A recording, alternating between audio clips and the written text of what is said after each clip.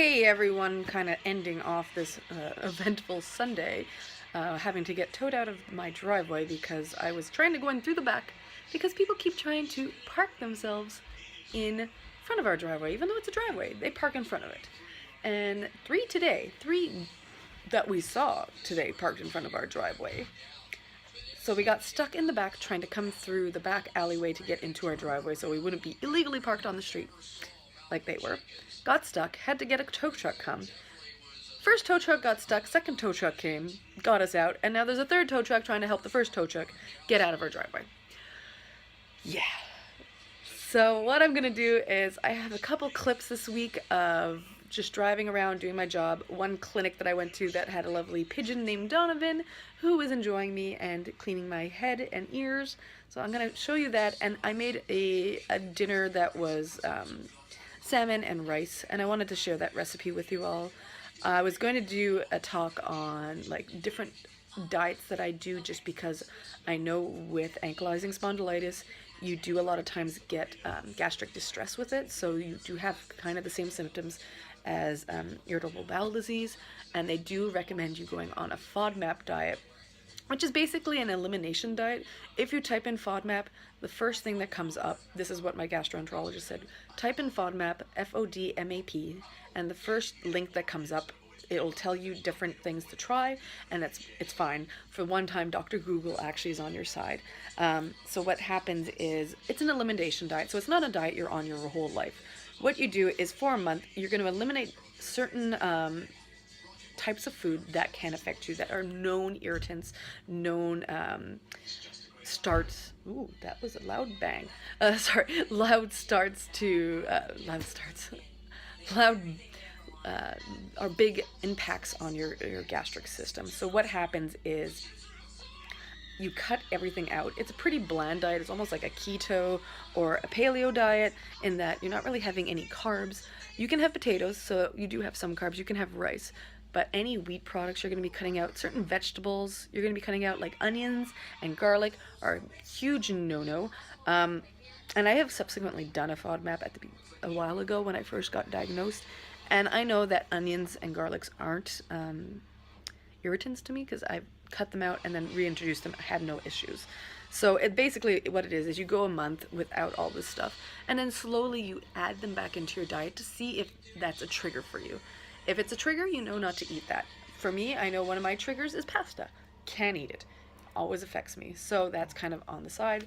Do not eat pasta for me. I want to do it again just to make sure that I got everything. I wasn't super inclusive of everything, and then it came to Christmas, and Christmas kind of eat a lot of stuff that you probably don't always do. So once we get back from vacation, I'm going to restart doing FODMAP. And I'm going to probably try doing Whole30, which is another one that cuts out a lot of stuff just to help lose weight. It's more of a lifestyle change than dieting, but it's also to make sure that I feel good, because I know with the food that I'm eating, it's not the greatest stuff to keep me pain-free. So I'm going for a low inflammation diet, stuff that's not going to cause inflammation. So I'll let you guys see this, and I'll talk to you guys after. Bye.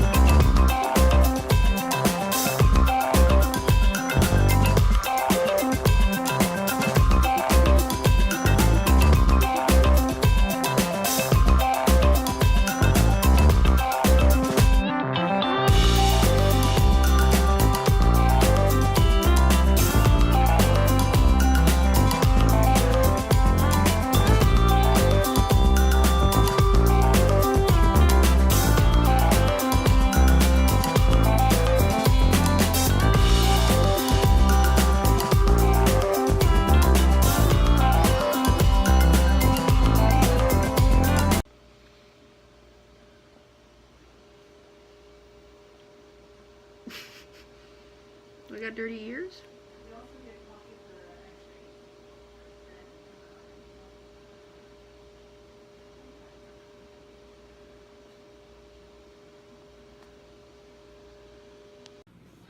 Hey everyone, just making supper, so I figured I'd share this with you. What I'm doing right now, it's not the healthiest, but it will be tasty, and it's semi-healthy. I can actually insert what the actual caloric intake and everything is for this. It's going to be a honey garlic butter salmon. So what I'm doing right now is just mixing some butter with honey and garlic, obviously, to melt it down so that it's a nice mixture. And I have the oven set for 375. You can see that it's preheating. Once this is done, I'm going to be putting the salmon into a tin foil pouch so that it kind of steams it in the oven. Cook it for about, I know the recipe calls for like 15 minutes, but that's for a full half salmon, whereas I have 2 fillets, so I'm going to cut that down to probably about 8 to 9 minutes, and then we'll just broil it quickly to crisp up the outside. I'm thinking that I probably need, I don't want this to fall in, a bit more honey in here.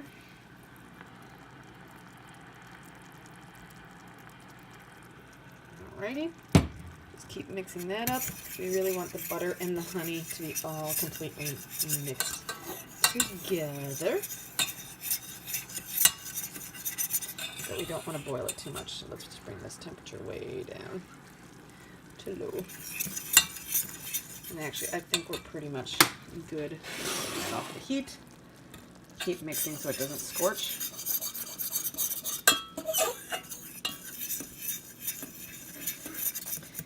And this is all nice and mixed. Perfect.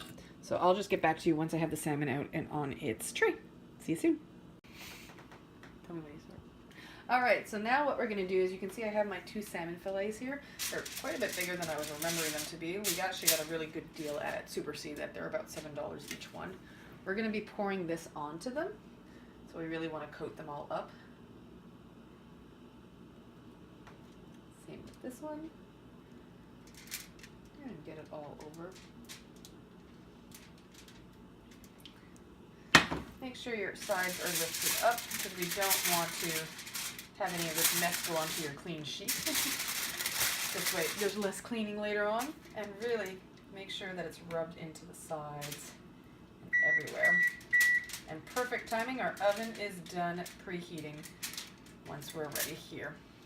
Alright, now that that's all cleaned up, what we're going to do is make a nice little pouch. Bring this up and over. Bring this up and over. And really we want to make it nice and sealed.